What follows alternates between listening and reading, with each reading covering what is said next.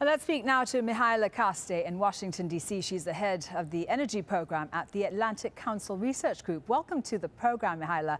So this deal took 10 years of negotiations. They finally signed it. Why did it take so long? I mean, it's estimated to have been worth over $400 billion. Is that what they were haggling over, just the price? China is thought to have been driving a hard bargain.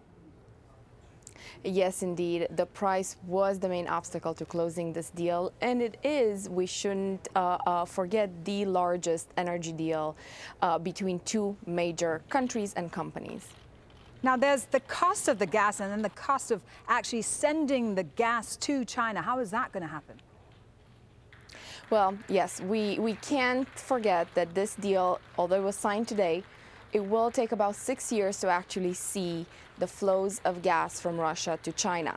They need to build the infrastructure. Most of it is on the Russian side. Russia will have to still find the money to make those investments, and they're not, according to President Putin's statement, they're actually going to be costing more than the Sochi Olympics. So it's not a small deal or a small effort. And the gas is not going to flow tomorrow. It will flow in the earliest 6 to 7 years from now. Mihaela, how important is this deal first for China?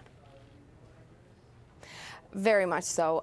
China is hungry for energy, all sources of energy.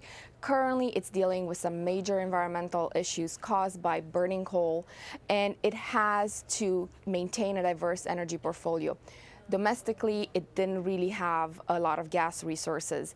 Getting gas from Russia, it's actually the most economic solution, given that LNG, if it chooses to continue to import LNG, it would have had to build additional terminals, which actually cost a lot more than the infrastructure on the Chinese side it will have to build to connect to China.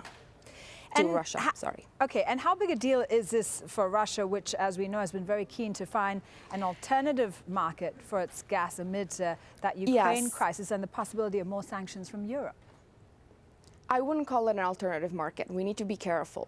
Yes, it is a major deal with China. However, Russia still sells to Europe 3 to almost 4 times as much gas as it will sell to China.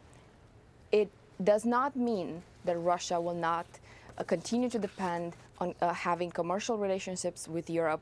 It is just bringing diversity to the Russian markets by selling to China. So it's not a switch, it is a diversification move. Mihaela, thank you very much indeed. Mihaela Carstei is the head of the energy program at the Atlantic Council Research Group.